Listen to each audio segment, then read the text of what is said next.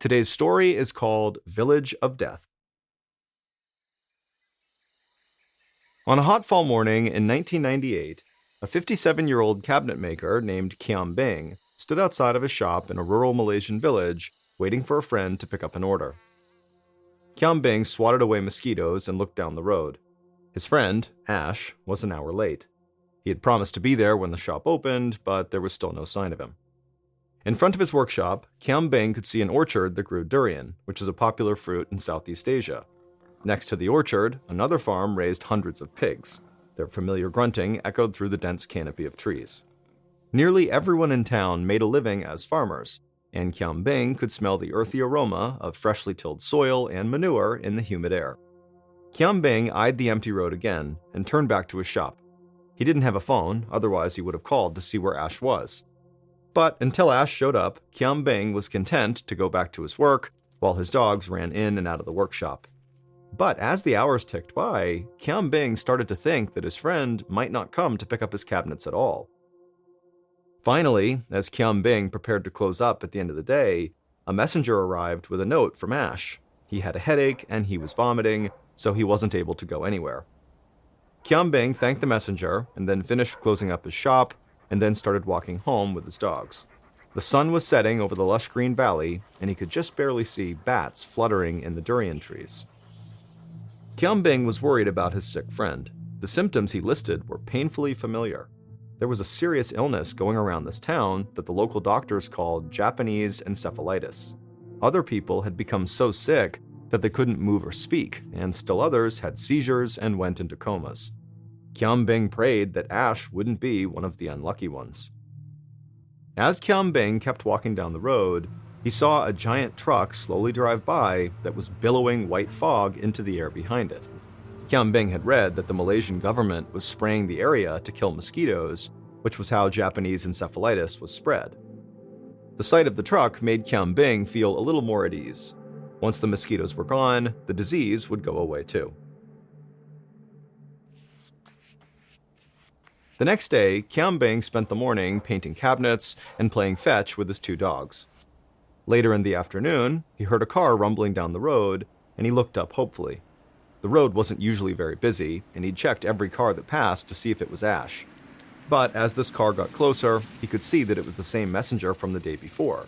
The messenger pulled up and then got out of the car and walked up to Kiam Beng's shop. His expression was grim as he handed Kiam Beng the paper with the message. This time, it was written by Ash's wife. Kiam Beng's heart sank as he read. Ash had been taken to the hospital, but he was too sick, and the doctors there couldn't help him. He had died from this Japanese encephalitis. Kiam Beng felt a sense of dread. He'd known how dangerous the disease was, but now that his friend was dead, it felt much more real.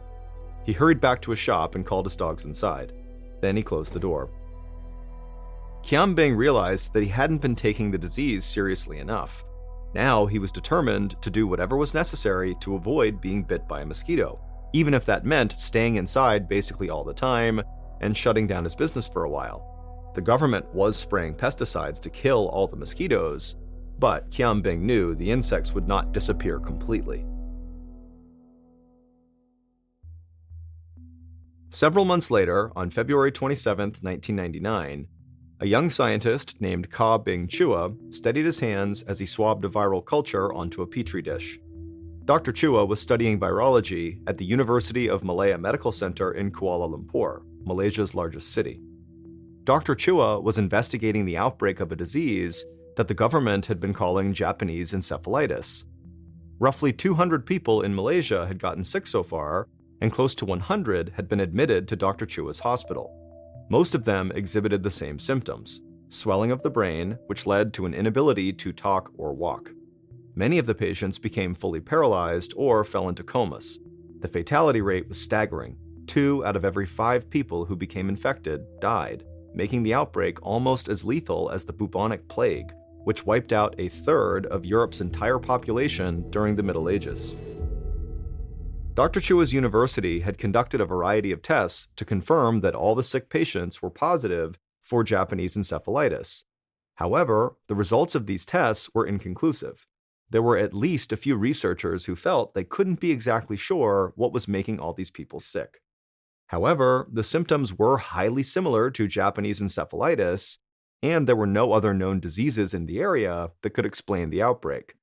But Dr. Chua was uncomfortable settling on this sort of uncertain evidence. He had a nagging feeling that there was something else going on.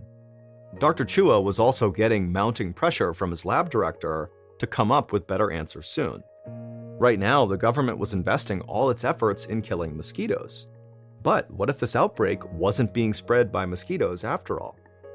One of Dr. Chua's colleagues, who had been studying the question of which people were most likely to get sick, had pointed out an interesting fact.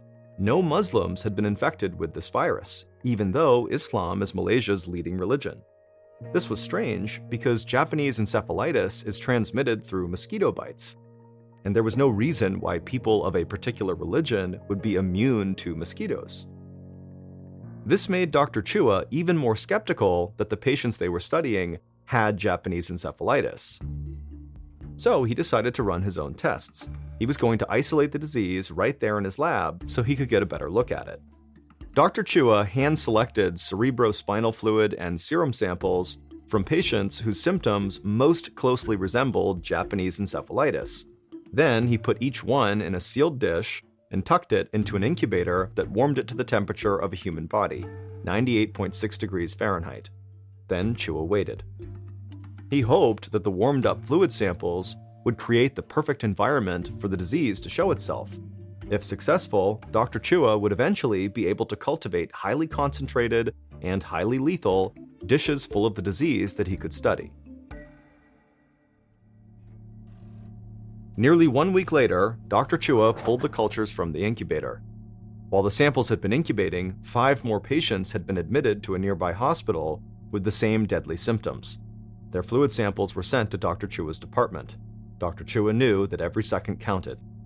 If this disease was not Japanese encephalitis, and Dr. Chua was able to identify what it really was, then doctors might be able to find a cure and save everyone who was already sick. Dr. Chua slid the samples under his microscope and then stooped down to look through the eyepiece. His experiment with the incubator had worked. The dish was jammed full of invading microbes. But when this virus was exposed to animal cells, the nature of its deadly effect was unexpected. Dr. Chua wasn't sure what he was looking at, but it definitely was not Japanese encephalitis. Dr. Chua knew he needed to show his boss, who was the head of the department at the university, right away, and so Dr. Chua sprinted out the door to find him. 20 minutes later, Dr. Chua's boss was examining the same culture under the microscope. Dr. Chua stood nearby, his stomach churning with anxiety. He knew his finding was significant, and they could save lives if they acted fast.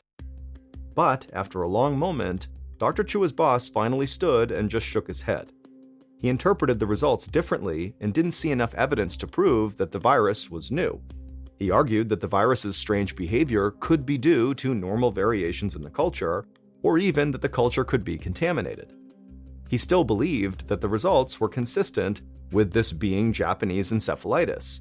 He told Dr. Chua to throw the sample away. Dr. Chua was shocked. He knew that his experiment was not contaminated, but he also knew better than to outright challenge his superior. However, Dr. Chua knew he could not back down completely. There was too much at stake. He just needed to find the right moment to convince his boss. 4 days later, on March 9th, Dr. Chua got his chance. He was driving with his boss and 2 other colleagues returning from a meeting. The rain was coming down in sheets, and their car was inching forward in heavy traffic. It gave Dr. Chua a captive audience.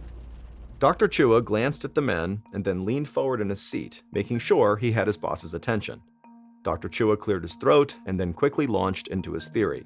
He emphasized the virus's unique effect on animal cells and said the variation was enough to prove that they were dealing with something unknown.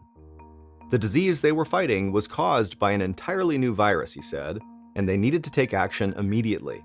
The sickness had already spread to several other Malaysian states and hopped the border into Singapore. As Dr. Chua described his findings, his colleagues' expressions showed signs of concern. But Dr. Chua's boss remained neutral. He pressed on, explaining that while he was sure they had discovered a new virus, their lab's equipment was not yet powerful enough to identify it. He argued that they really needed to send the cultures to the Centers for Disease Control and Prevention in the United States. The CDC had the right equipment, and it was in their best interest to help. This wasn't simply an outbreak affecting people in Malaysia. It had the potential to become a global pandemic with devastating consequences if they didn't control it quickly. The air in the car was thick with tension as Dr. Chua waited for his boss to react. Finally, his boss cleared his throat and spoke. Dr. Chua's theory had merit, he said, and he would think about it overnight. Then the car they were in pulled up to Dr. Chua's boss's home, and his boss climbed out and walked away in the pouring rain. The next morning, Dr. Chua woke up to the sound of his phone ringing. It was his boss. He told Dr. Chua that he'd made some calls, and a travel visa was being expedited for Dr. Chua to get to the United States. Dr. Chua was so relieved, and he thanked his boss, and then he rushed to the hospital to prepare the virus samples for a trip to America.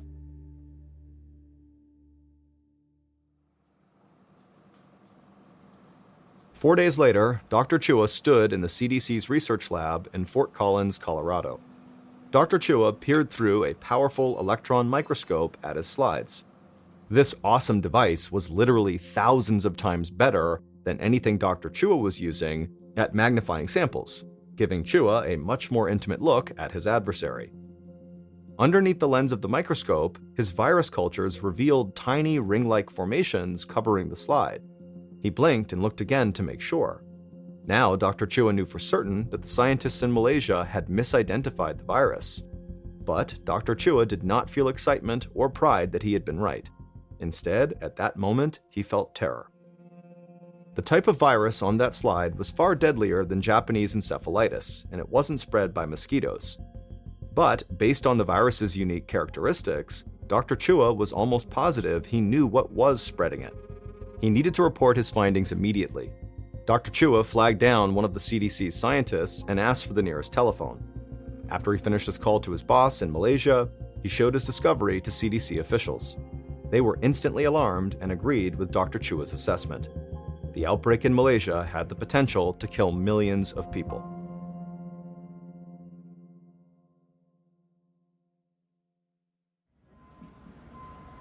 Back in Malaysia, a few days after Dr. Chua's discovery, the 57-year-old cabinet maker, Kiam Bing, watched from the doorway of his workshop as soldiers put up barricades at the end of the main road in his town. Kiam Bing was staying inside as much as possible to avoid the mosquitoes that he believed were carrying this virus. The only time he went outside was to run between his home and his shop. By now, it seemed like almost every family in town had lost a loved one to this terrible disease. They'd all died painful and horrifying deaths, and residents were in a panic.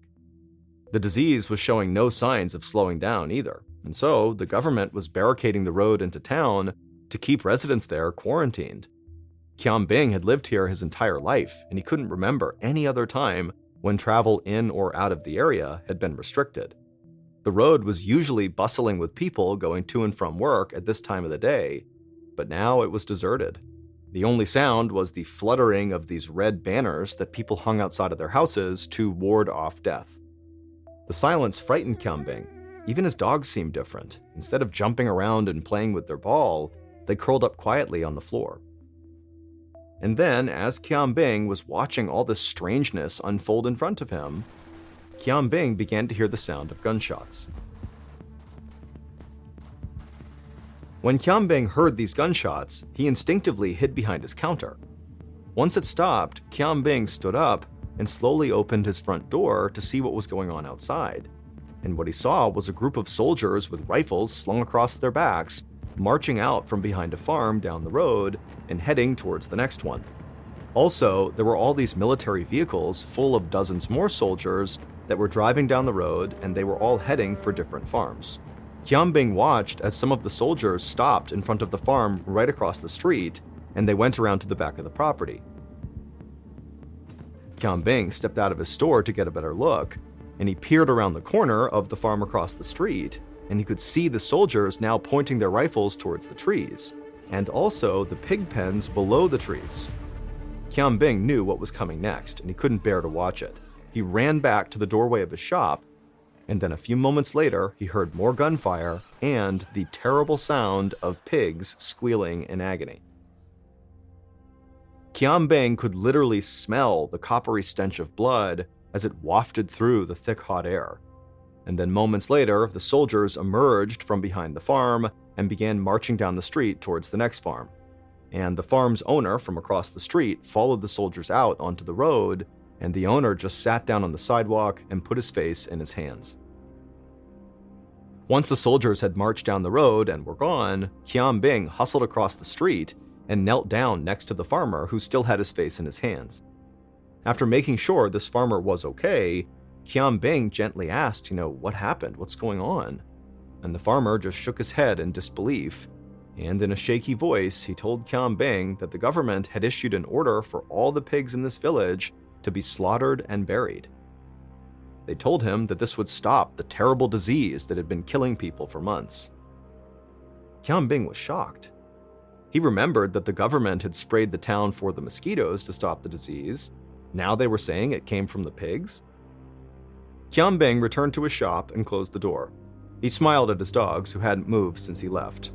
Qianbing felt badly for his neighbors, but at the same time, he was grateful that the mystery of this disease seemed to be solved and that now Qianbing really was safe. It was nearly impossible to avoid all mosquitoes like Qianbing had been trying to do, but he had no reason to interact with pigs, which apparently were the reason this disease was spreading, and so Qianbing really felt like he was going to be okay. 2 days later, Qianbing woke up feeling feverish. His head was pounding and he couldn't pull himself from the bed. His skin felt like it was on fire. In a panic, he realized that he must be sick with this mysterious disease. Qianbing didn't understand how this was happening to him. He hadn't gone near any pigs. But Qianbing didn't have time to worry about that. He needed to get to a hospital. He managed to drag himself out of bed and stumbled over to a neighbor's house where he knew there was a phone. He begged the neighbor to please call him an ambulance, and then Qianbing collapsed to the ground.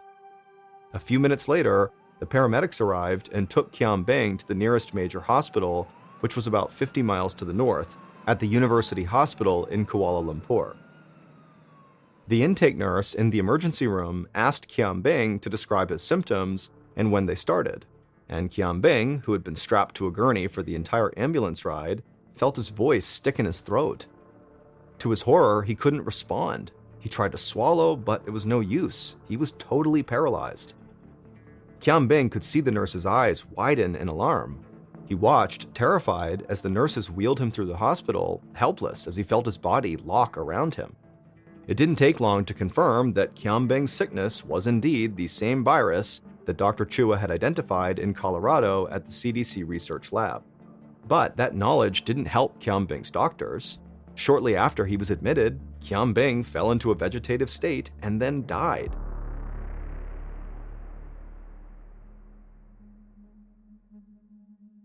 In early June of 1999, around 3 months after Qianbing died, Dr. Chua was back at his office in Kuala Lumpur. It seemed like the mystery virus had been defeated, all thanks to Dr. Chua's quick thinking. But Dr. Chua wasn't sure if the mystery really was completely solved. The virus he had identified at the CDC's lab was called a paramyxovirus. This virus is transmitted from livestock animals to people, and many of the patients who had caught it worked with pigs. It wasn't affecting Muslims because they didn't eat pork. But many people in the country did eat pork, so Dr. Chua and a team of experts had advised the Malaysian authorities that if they wanted to stop the disease, they would have to make the difficult decision to kill as many pigs as possible in the affected areas. The government reacted quickly and sent squads of soldiers to eliminate over 1 million pigs. And after they did that, sure enough, cases of this mysterious disease started to dwindle. When it came to naming the virus, officials looked to the small pig farming town it had originated in and where Qianbing, the cabinet maker, was from, Nipah. They would call it the Nipah virus. But something kept bothering Dr. Chua. Most of the Nipah virus victims were farmers who had direct contact with infected pigs, which made sense. But nearly 20% of the patients had minimal or no contact with the animals, but they still got this disease. Qianbing, the cabinet maker, was one of those unlucky 20%. Dr. Chua knew that Qianbing must have caught this disease somewhere, and if it wasn't from pigs, then where did he get it from? Could it be that another animal was spreading the Nipah virus in addition to the pigs? Chua started to wonder if pigs really were the source of the virus or if they were just a carrier. Maybe, he thought, the true source of the virus was another creature altogether.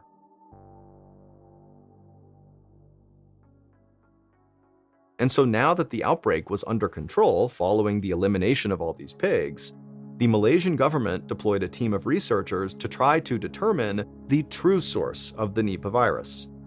As the scientists investigated, they found that the Nipah virus was closely related to another virus that had caused a small outbreak in Australia a few years earlier. At the time, researchers had been able to identify the source of the outbreak. It was fruit bats. So now, Malaysian researchers quickly zeroed in on an extraordinary type of bat called the flying fox, which lived near the village of Nipah and throughout the country. These animals, among the largest bats in the world, can have wingspans of up to 5 feet, but they're not normally harmful to humans. They mostly mind their own business, feeding on fruit trees like durian, which was one of the primary crops grown in Nipah. But when researchers captured some flying foxes for study, they found that a large number of them tested positive for Nipah virus. The virus did not seem to harm the animals at all, but the researchers suddenly realized that the bats themselves were doing enormous harm to the people all around them. The bats, not the pigs and not the mosquitoes, were the real source of this terrible disease. Here's how it worked. The bats came out at night to feed on the durian flowers, and as they did that, their droppings and urine would fall to the ground below them. When morning came, the pigs were let out of their pens, and they came into contact with the bat droppings and the bat urine that was contaminated with the Nipah virus. And so did other animals, like horses and dogs, and in turn, these animals passed it on to their owners. That's how people who did not work with pigs became infected, and that's how Qianbing, the cabinet maker, got the virus. At some point, his dogs must have sniffed around some durian trees and come into contact with infected droppings, and then when Qianbing went to play with them and the dogs licked his face, they passed the virus on to him. In the past, there had never been a Nipah virus outbreak because fruit trees like durian and the bats were far from any industrial animal farms. But as farming expanded in Malaysia, fruit orchards were planted right next to pig farms and other commercial areas, which allowed the disease to spread. The discovery that fruit bats were the real spreader of the virus allowed the researchers to truly understand how the Nipah virus operated. But it also meant that future outbreaks would be impossible to stop. The fruit bats responsible for the Nipah virus live throughout Africa, Asia, and the Pacific Islands. There's no way to effectively control their population or to stop them from eating fruit from commercial farms. So the only way to truly stop the Nipah virus is to create a vaccine for it. But scientists haven't figured out how to make one yet. In recent years, there have been more outbreaks around the world, striking fear into scientists and public health officials.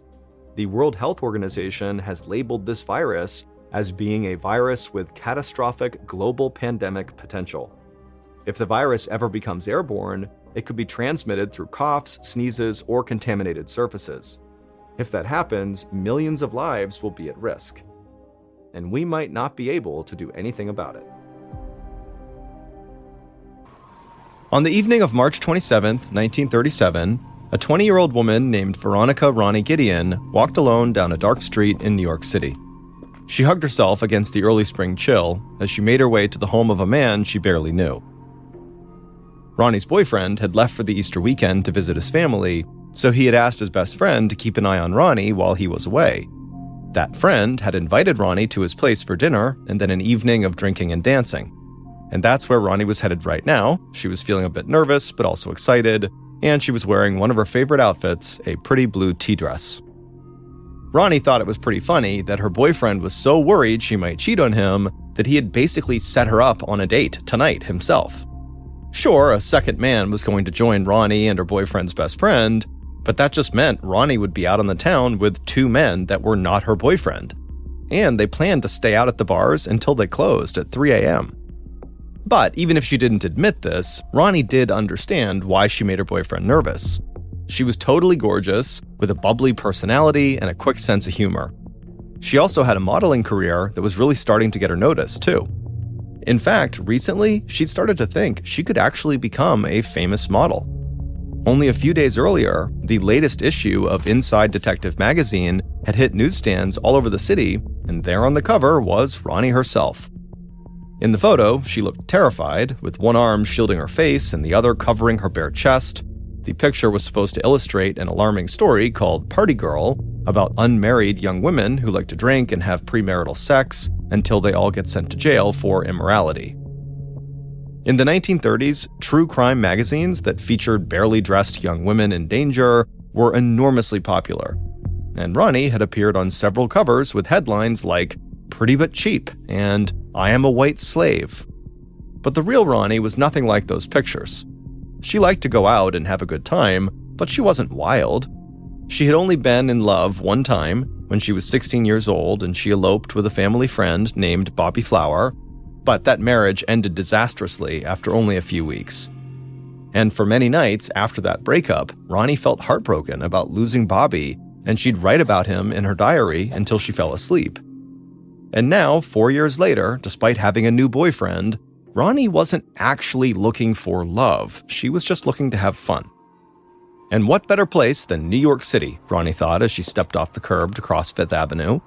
And at that moment, a yellow taxicab zipped by close enough to make Ronnie jump back and jolt her out of her daydream.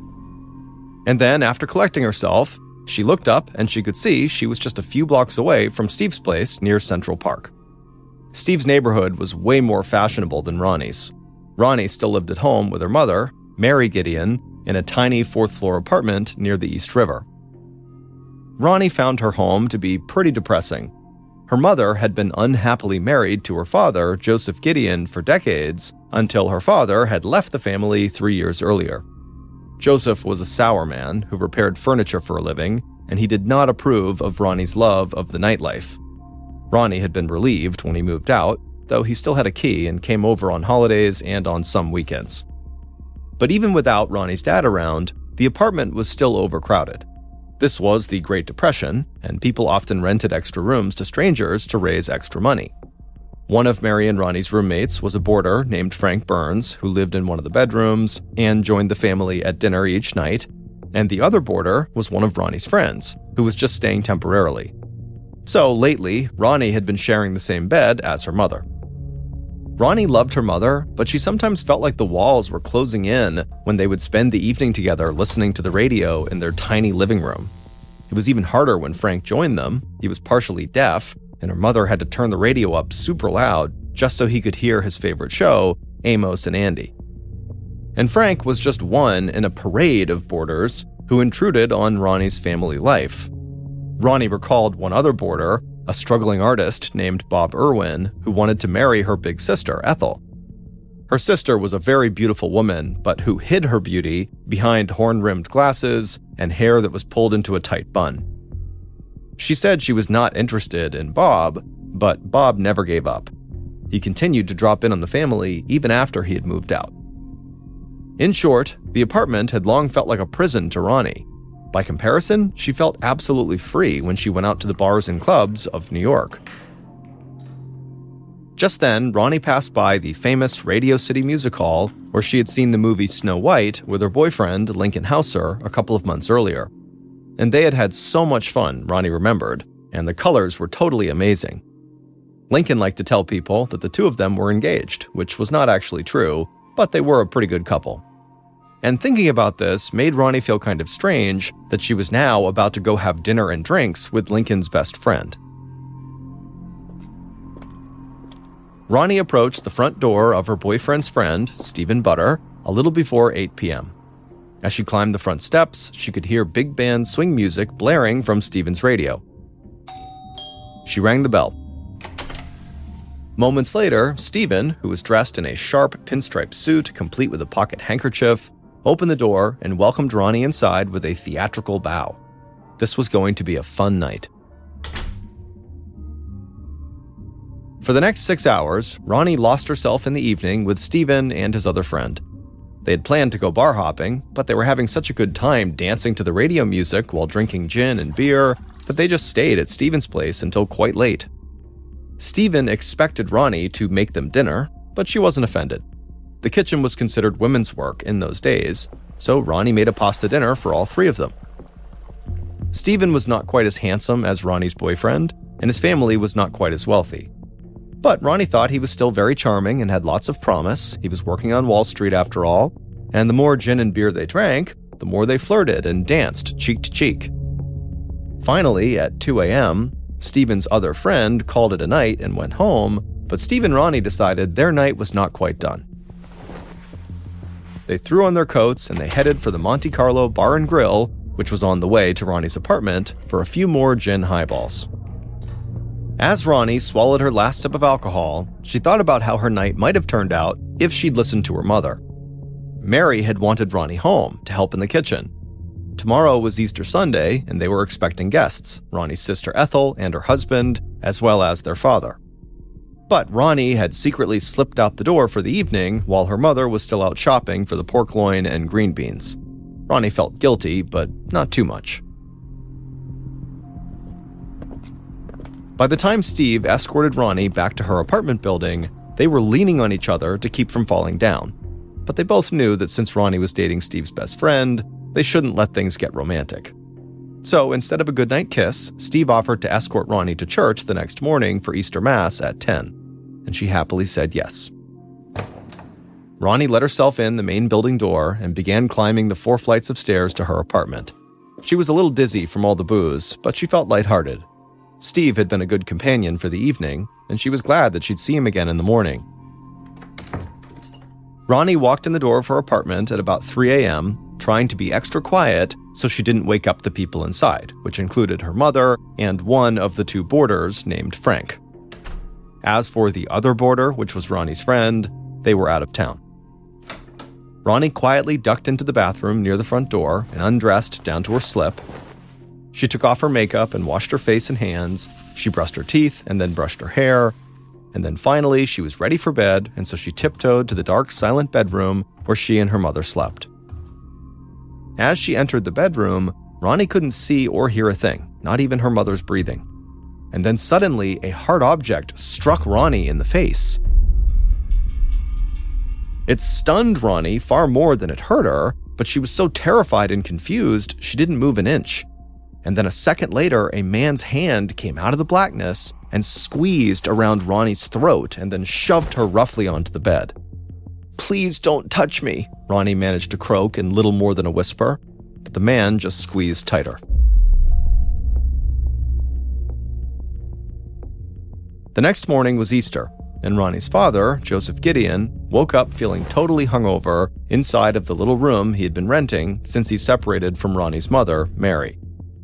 But despite Joseph's throbbing headache from all the beers and shots of alcohol he had drank the night before, Joseph was actually in a great mood. He was going to have dinner with his family, and he and his estranged wife, Mary, had big news. After 3 years of separation, they were actually going to give married life another try. Joseph could not wait to tell his 2 daughters.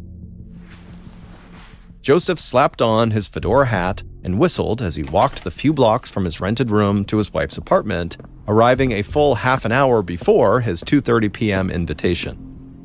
Not wanting to be rude by showing up early, Joseph found a payphone and called Mary, but no one answered. But Joseph didn't mind. He figured they must still be out at the Easter parade, and so in the meantime, he went shopping for gifts for his family, which included buying cigars that he planned to smoke with his daughter Ethel's husband to celebrate his reunion with his ex-wife Mary.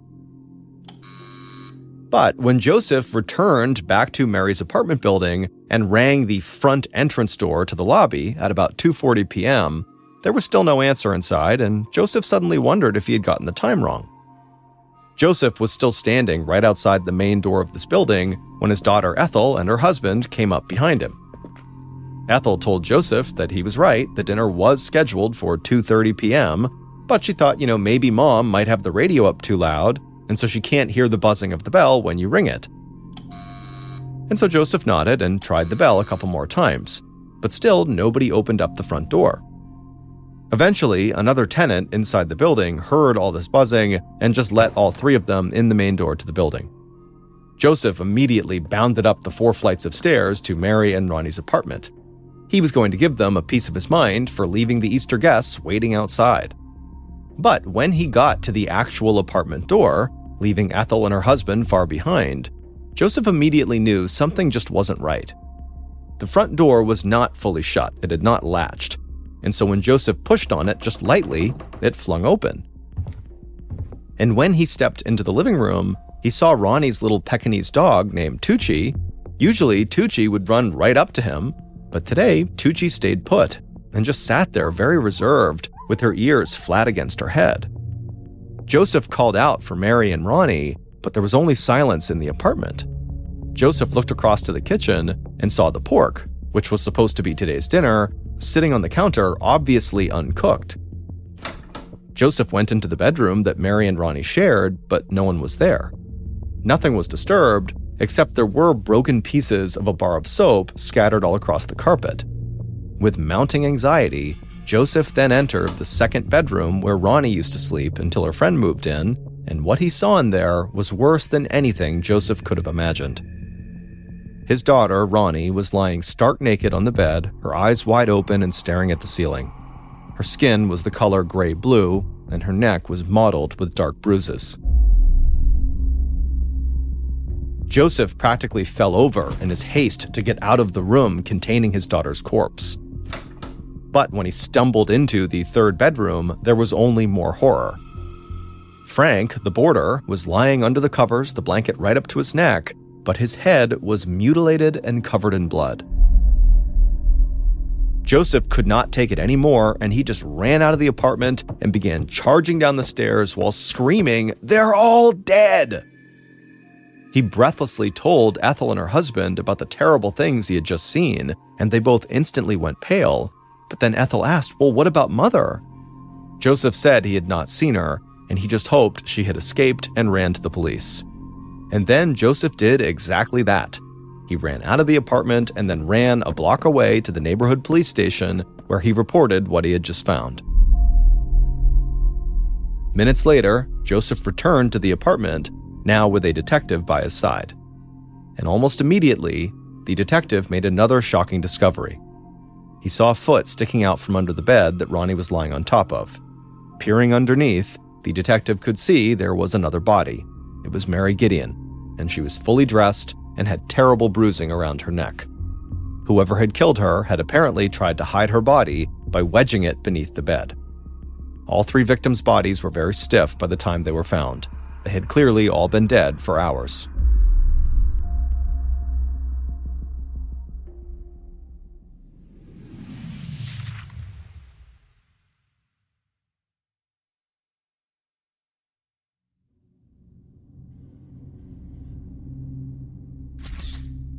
By late Sunday afternoon, a small army of New York detectives, led by tough guy Assistant Chief Inspector John A. Lyons, had descended on Ronnie and Mary's apartment, and the flashbulbs of crime scene photographers popped in every room as they recorded details of the gruesome murders.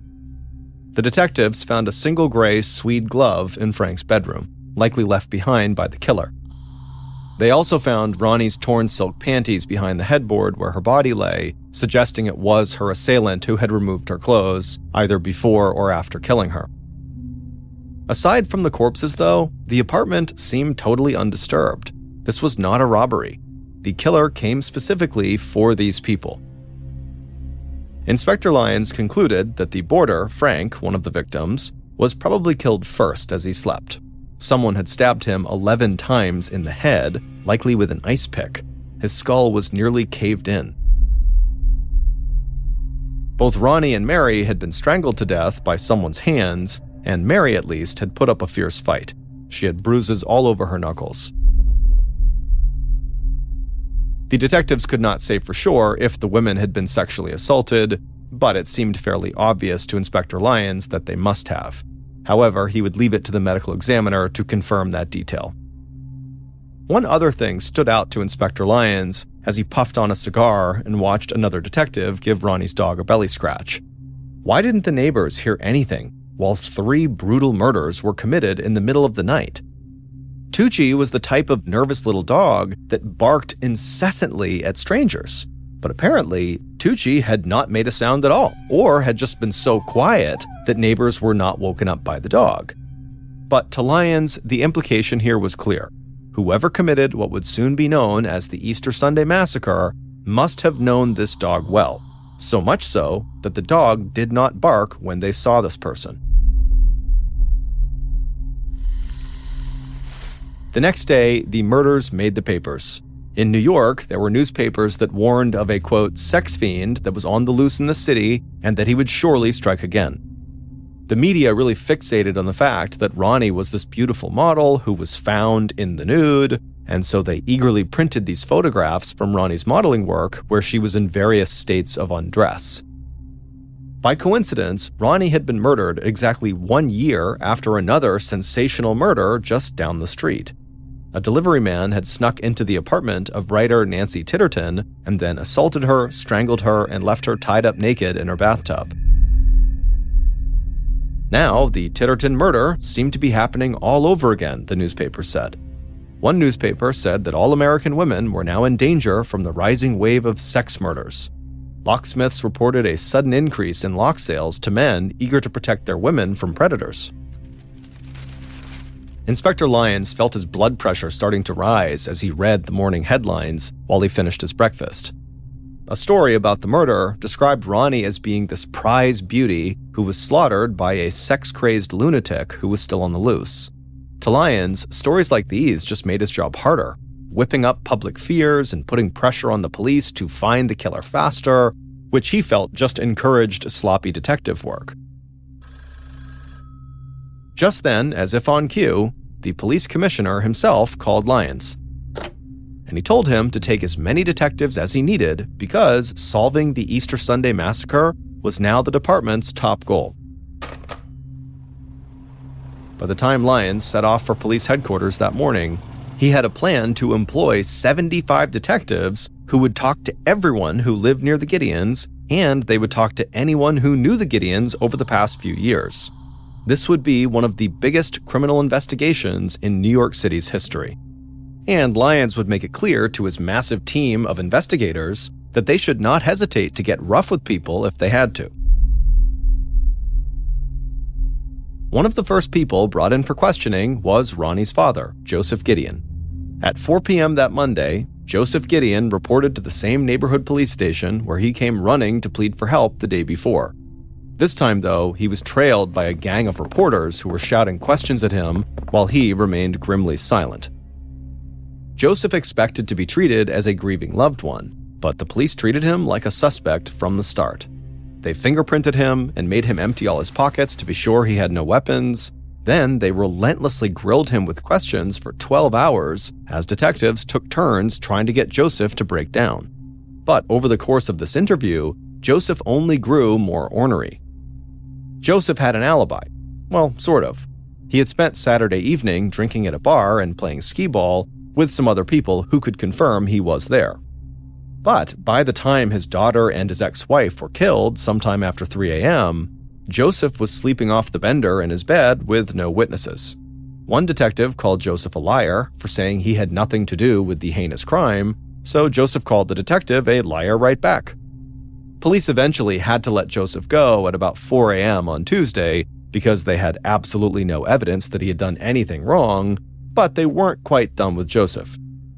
When Joseph went to his furniture repair shop to open up for the day a few hours later, he found 5 detectives waiting for him.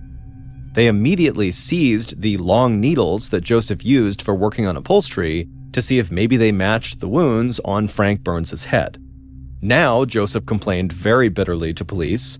He couldn't even do his job. Reporters who had been tailing Joseph saw him blow up at the police, and they immediately crowded around the little upholsterer. And this time, Joseph shocked them by saying really horrible things about his dead wife and daughter. He said that his daughter, Ronnie, was wild and willful and that she loved to tease men. Maybe one of them had finally killed her for it, he said. When one of the reporters suggested that the killer could be someone romantically involved with his wife, he scoffed. He said that his wife was so cold that men, aside from him, probably would not find her attractive.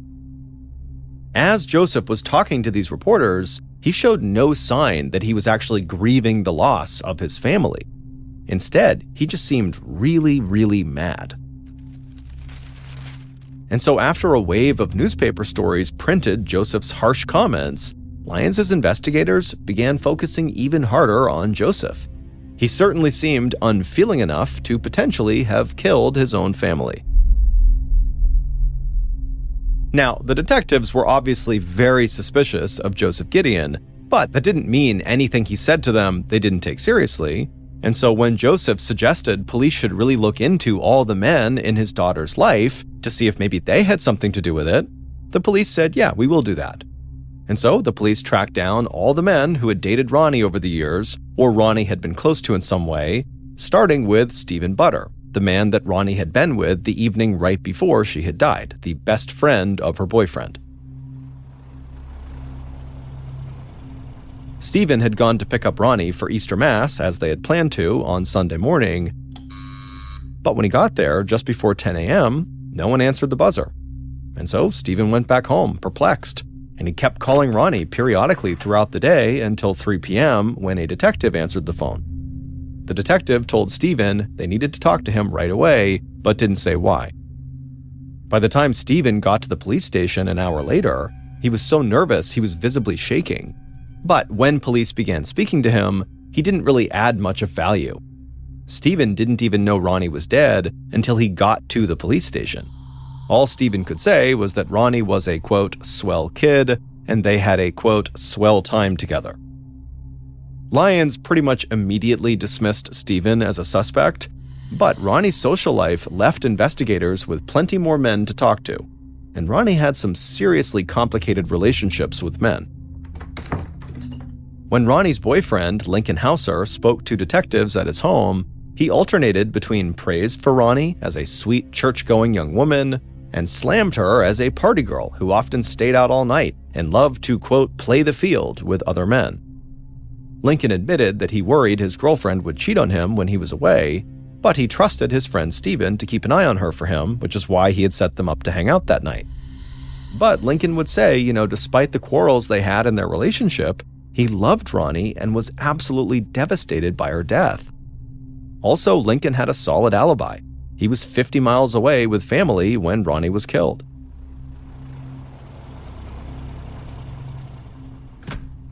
Ronnie's ex-husband, Bobby, came to the police station next for questioning, and he insisted he had no hard feelings after his marriage to Ronnie broke up. He said they were both too young to be married, and they stayed friends and even got together once in a while. He had last seen Ronnie a few weeks before her death when they went to a movie. At some point, Bobby would tell Detective Lyons that he really hoped they would find the murderer and send him to the electric chair. So far, Ronnie's love life had not produced much in the way of a suspect. Of all her partners, Bobby was probably Lyons' best bet, given the failed marriage, but both Bobby and Ronnie seemed to have genuinely moved on from each other. Then, one of Ronnie's closest friends suggested that police take a look at a sometime chauffeur named George Frenchy Guéret, who previously rented a room in Mary and Ronnie's apartment. He was an eccentric man who wore his chauffeur's uniform even when he wasn't working, and he spoke in a heavy French accent. But behind his kind of goofy, harmless exterior, Frenchy had a criminal record. Most importantly, according to Ronnie's friend, he had fought with Ronnie's mother, Mary, over money. In addition, Frenchy had developed a crush on Ronnie, but she had no interest, and she told him to leave her alone. Two of Lyons' detectives visited Frenchy at his rented room a few blocks from Ronnie's apartment. There, they would find 2 bloody handkerchiefs, which Frenchy blamed on nosebleeds. Frenchy did have an alibi, saying he had spent Easter weekend at a buddy's apartment, but when the detectives visited that apartment, they found no less than 4 ice picks, including one that appeared to be blood-stained. By Monday afternoon, the late editions of the newspapers were speculating that Frenchy had committed these murders, perhaps with the help of the friend he stayed with that weekend. police quickly arrested both men. But a police analyst determined that the stain on the ice pick seized by police was not blood, it was rust. And they had no other evidence to connect Frenchie and his friend to the murders, and so Lyons reluctantly let them go. At a crowded press conference on Tuesday, 3 days after the murders, Lyons showed serious frustration from the 3 days of nonstop investigating with little to show for it. He admitted that detectives were, quote, in the dark about who killed Mary, Ronnie, and Frank. There was one very small bit of good news, though. The coroner reported that there was no physical evidence that either woman was sexually assaulted. Maybe the killer was not a sex fiend after all. And so the detectives decided to redouble their efforts on looking into Ronnie's father, Joseph Gideon.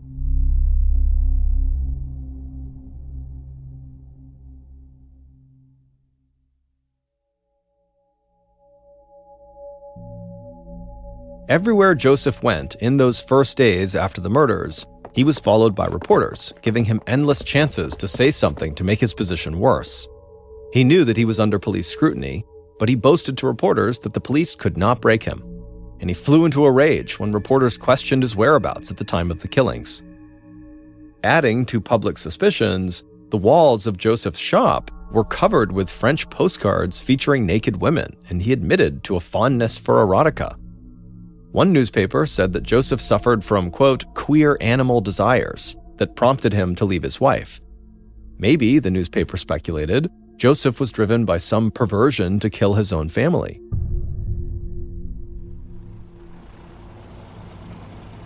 On Thursday, April 1st, so 4 days after the murders, detectives returned to Joseph's shop to look for a long needle that they had missed on their first sweep. They had already confiscated most of Joseph's tools, but a sharp-eyed upholsterer who did not know Joseph, who just happened to see a picture in the newspaper of all of Joseph's equipment that had been confiscated, told police that it looked like one needle was missing. He said it was a foot-long, quote, regulator with a very sharp point that every good furniture restorer would have. And police knew this tool was plenty big enough to have been the weapon that killed Frank Byrne. Newspapers immediately started running with the story, referring to the missing needle as the Gideon Death Needle, but the detectives would never find it. However, in their search for this other needle, they would find something else very unexpected in Joseph's shop, an unlicensed, loaded .38 caliber revolver hidden in a corner. Since Joseph had previously told police that he did not have a gun, they had now caught him in a lie. When one of the detectives phoned Assistant Chief Inspector Lyons with this news, he was elated. Now, Lyons said, they had Joseph Gideon right where they wanted him. Lyons ordered his men to start trailing Joseph wherever he went, just like the reporters were doing. They were going to allow Joseph to attend the funeral for his wife and his daughter, but that didn't mean he'd be going alone. Lyons told them to give Joseph a police escort so that a law enforcement officer was never more than an arm's length away.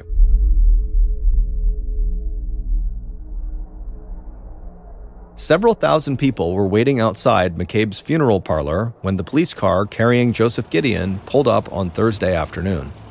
People were out on the sidewalk, while many more were draped over fire escapes, looking out windows, and even standing on the roof. Many hoped for a glimpse of the man suspected of killing Ronnie and Mary, and when Joseph stepped out of the police car, surrounded by 4 detectives, someone in the crowd shouted, "There he is!" But before anyone could lay a hand on Joseph, the detectives hustled him through the mob and into the chapel. There, Mary and Ronnie lay side by side in open caskets, surrounded by flowers, many from Ronnie's male admirers, as well as artists that she had worked with. The chapel was absolutely full, but only a handful of people actually knew the victims personally. People such as her ex-husband Bobby Flower, her boyfriend Lincoln Hauser, and her boyfriend's best friend, Stephen Butter, the last person to see Ronnie alive, aside from her killer.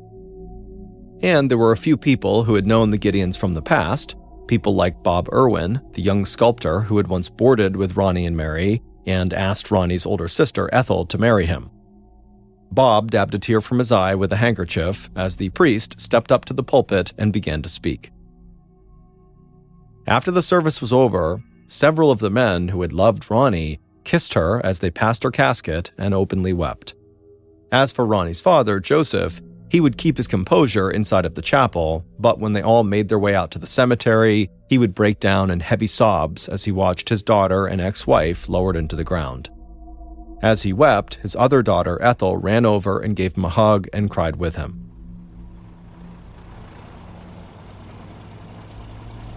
After the burial was over, police did not wait. They immediately grabbed Joseph and took him directly to the police station, where they would question him for another 6 straight hours, shaking and occasionally slapping Joseph the whole time. Despite Joseph's emotional display at the cemetery, detectives still strongly suspected he had killed his own family members, and if they pressed hard enough, he would confess.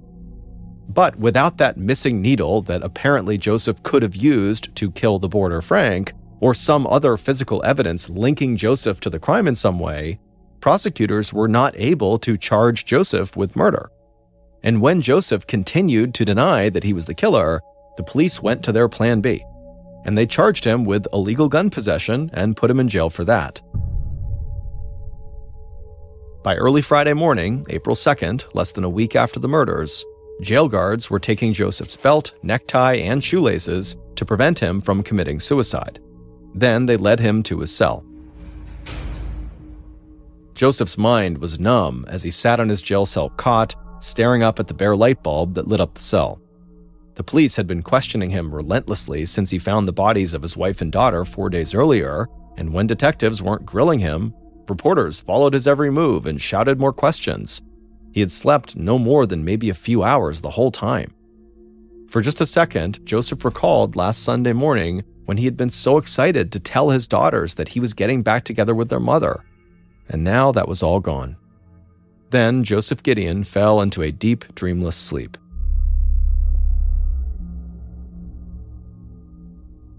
Assistant Chief Inspector Lyons was amazed at Joseph Gideon's stubbornness. He was the leading suspect in a triple murder, but Joseph refused to give an inch, even when police questioned him for hours and tried to scare the man with threats, shoves, or slaps across his face. Lyons was hopeful that Joseph would crack after a few days in jail, but he knew that his team could not put all their hopes in just one suspect. After all, the case they had against Joseph was far from airtight. And one of Lyons' best detectives had found what looked like a pretty good piece of evidence pointing toward a different suspect, one that made it look like Ronnie's ex-husband, Bobby Flower, was not who he appeared to be. The evidence found was Ronnie's diary. The entries from 4 years earlier in 1933, when she married Bobby Flower, oozed with love for him. She would do anything for Bobby. He was her soulmate. This tracked with what Bobby had told police. But in 1934, Ronnie's diary entries took a dark turn.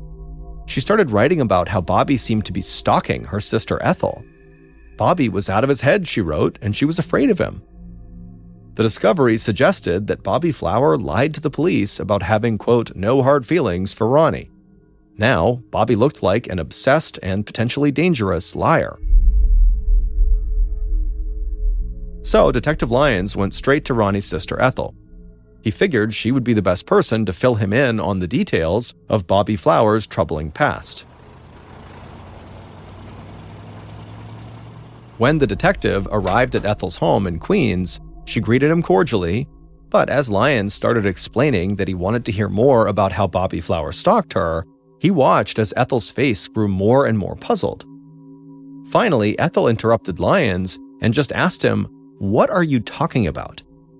And now it was Lyons' turn to be confused. He pulled out Ronnie's diary and began walking Ethel through some of the entries. At first, Ethel just stared at the little book uncomprehendingly. But when Lyons started reading her the passages about how Ronnie was afraid of Bobby and how Bobby wouldn't leave the family alone, a light suddenly clicked on inside of Ethel's brain. She put her hand on Lyons' arm to silence him, and with big, serious eyes, she said she knew exactly what Ronnie was talking about. Inspector Lyons walked out of Ethel's parlor, reeling from what she had just told him, but clear about what he needed to do. He now realized that he had been completely wrong in his interpretation of the diary. Now he had to learn more about Bobby, a lot more. He immediately dispatched one detective to Rockland State Psychiatric Hospital in upstate New York to pull Bobby's medical records. And when Lyons saw what the records contained, he and his colleagues became increasingly alarmed at the kind of person they were dealing with. Bobby had a history of mental breakdowns and sudden explosions of violence dating back to when he was just 14 years old. Once he tried to amputate his own penis and ended up in a psychiatric hospital for a year and a half. In fact, he had just been released when he had met Ronnie. There was no time to lose. They needed to talk to Bobby right away.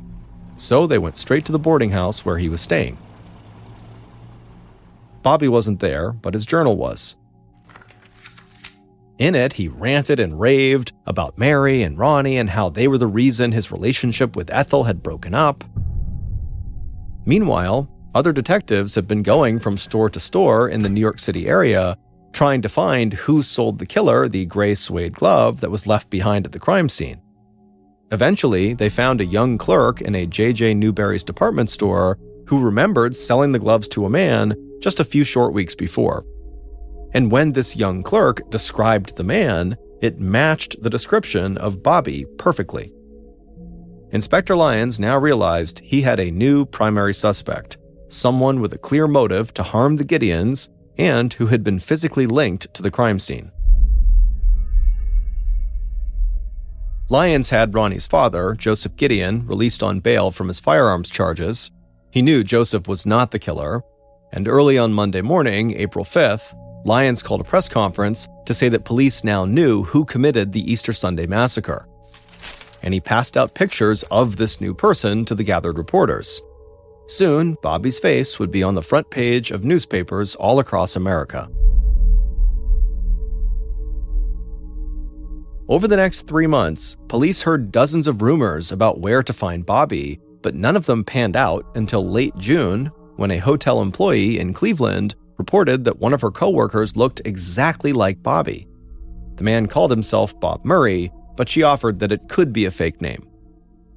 Unfortunately, the woman decided to speak to this so-called Bob Murray person about his resemblance to the Bobby police were looking for, and it turned out it was Bobby. This startled him and gave him a warning that his cover was blown, and so Bob Murray jumped on the first Greyhound bus headed for Chicago, leaving the police empty-handed again. The media began to poke fun at the police's inability to catch their murderer, portraying him as this crafty fugitive who was capable of eluding a nationwide manhunt.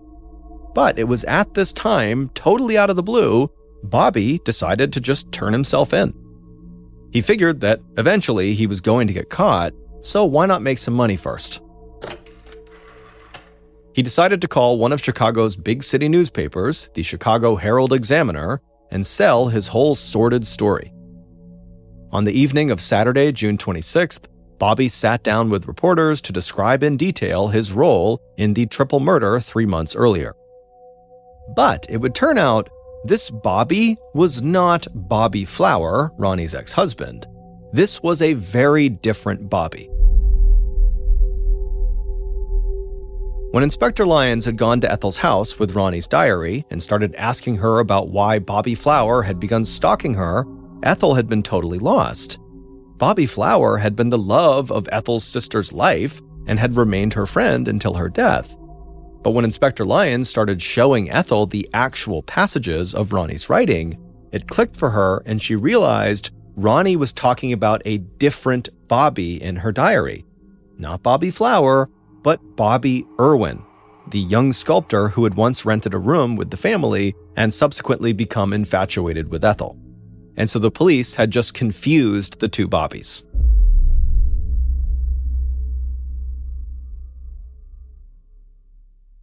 Here's the real story of what happened to Ronnie and Mary Gideon and the boarder that was living with them, Frank Burns.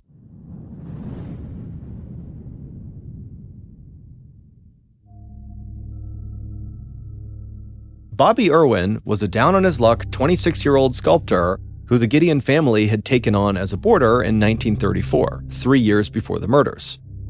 Ronnie had been 17 at the time and was still recovering from her failed marriage to the other Bobby.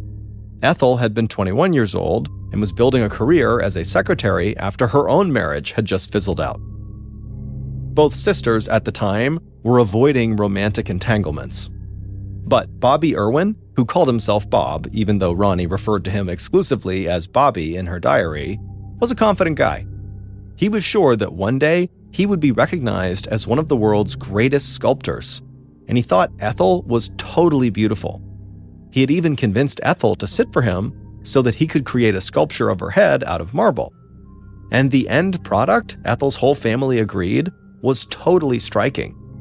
The sculpture version of Ethel was both beautiful and peaceful. Her eyes were closed as if she was sleeping. While Ronnie had always thought Bob Irwin was very creepy, Ethel had actually found him very talented and charismatic at first. He would take her to art museums where he would tell her all about the great masters and how his own artistic technique, something he called visualization, would lead him to the top as well. Ethel enjoyed the outings, but when Irwin asked her to marry him one summer night as they walked on the East River waterfront down by the piers, she was floored. Ethel told Irwin no and said that she was already engaged to an aspiring lawyer. This would be the man that Ethel would later marry. She said she still wanted to be friends with Irwin, but Irwin was totally heartbroken. After that, living in the same house was very uncomfortable, and so Irwin moved out later in 1934. That had been the end of the story as far as Ethel was concerned, but the story was not over for Bobby Irwin. By March 27, 1937, the day of the murders, Bobby Irwin lived at a boarding house a short walk from Ronnie and Mary's place. He still hadn't made it big as an artist. That very day, in fact, he had interviewed for another job that did not pan out. And he blamed the failures of his life on Ethel. He decided he couldn't live with her being married to someone else, so he sharpened his ice pick and set out for the Gideon home. His plan was actually just to kill Ethel, but his plan was flawed. He didn't realize that Ethel did not live there anymore. She had her own place with her husband in Queens. No one was home in the apartment when Irwin arrived, so he waited on the sidewalk until Mary Gideon arrived. Mary was not scared of Bob Irwin at all. Despite his obvious pining for her older daughter, he seemed like a nice guy. So she let him follow her up to the apartment. Mary was tired and not eager to visit, but she was polite as Irwin pulled out his sketchbook and began to draw her. In reality, he was stalling for time in hopes that Ethel would arrive. Then Mary's boarder, Frank Burns, came home and said hello before quickly retiring to his own bedroom. Eventually, Mary got tired of this long visit and just told Irwin that he had to leave. But Irwin said he was not going to leave until he saw Ethel. And so Mary said, okay, well, I'm going to get my boarder to throw you out. And that's when Irwin lunged for Mary's throat, squeezing as tight as he could and holding on even as she scratched his face repeatedly with her fingernails. And he kept choking Mary for 20 minutes until she was completely still. Then he stuffed her body under the bed in one of the smaller bedrooms. Irwin was astonished that Frank did not come out of his room during all the commotion, but he didn't have time to think about the boarder. He was there to kill Ethel. It occurred to Irwin that Ronnie might be the next person to come home, not Ethel, and he didn't want to kill Ronnie. It's true that she had disapproved of his relationship with Ethel, but he didn't hold a grudge about that. So he walked into the bathroom and grabbed a bar of soap and put it inside of a sock. If Ronnie came home first, he decided, he would just smack her in the face with the soap and hopefully knock her out. Irwin waited for nearly 2 hours in the dark of the Gideons' apartment until finally he heard Ronnie's voice after 3 a.m. speaking to her little dog. And when Ronnie finally came into the bedroom where Irwin was waiting, he wound up and smashed her on the left cheek with the bar of soap inside of the sock, shattering the soap into pieces. But to Irwin's surprise, this vicious blow seemed to have no effect on Ronnie. She just stood there. So Irwin grabbed her by the throat and pushed her onto the bed. He would say that he did not want to kill her at this point, but she was just making it so hard. He tried to disguise his voice, hoping she wouldn't recognize him, but she spoke to him by name as he was grappling with her, and she told him he was going to get in trouble if he didn't stop. And this was just too much for Erwin, and so he would furiously choke the life out of Ronnie and then rip off her clothes just to make the attack look as degrading as possible. By then, it was after 5 a.m., Ethel had not come back yet, and so Erwin knew he just needed to leave. But first, he knew he had to get rid of Frank, the boarder. Now, Frank never came out during the 2 attacks on the women, likely because he was almost deaf and didn't hear them. But Erwin thought he just could not take any chances, so he crept into Frank's room and began stabbing Frank in the face with his ice pick again and again and again. Finally, after Frank was dead, Erwin headed for the door, his only regret being that he did not get to kill Ethel. The Chicago Herald and Examiner paid Erwin $5,000 for his confession. It was the most money Erwin had ever made in his life, but the cops arrested him before he could spend it. New York prosecutors said they would be seeking the death penalty, but Erwin would plead guilty on the eve of his trial and would be sentenced to 139 years in prison instead. Bobby Erwin would live in mental hospitals until his death in 1975. With nothing but borrowed plans, stayed up late talking about dreams we didn't quite understand. We ran on hope and cheap coffee, believed time was on our side. Didn't know growing up meant some parts of us stay behind. Funny how fast the years fly when you think you've got forever. Now I look back and wonder if we ever knew better. We were almost who we wanted to be, almost fearless, almost free. We were standing at the start of it all, with nowhere to fall. Yeah, we were young and unfit.